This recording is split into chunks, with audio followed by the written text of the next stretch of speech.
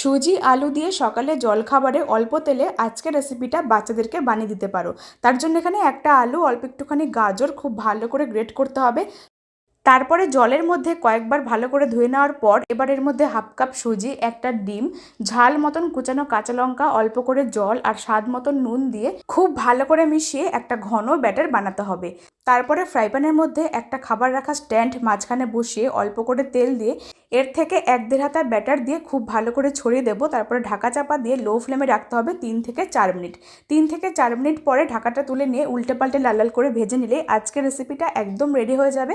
খুবই স্বাস্থ্যকর আর টেস্টি রেসিপিটা তোমাদের কাছে কেমন লাগলো অবশ্যই জানিও, আর ভালো লাগলে পেজটিকে ফলো করে দিও।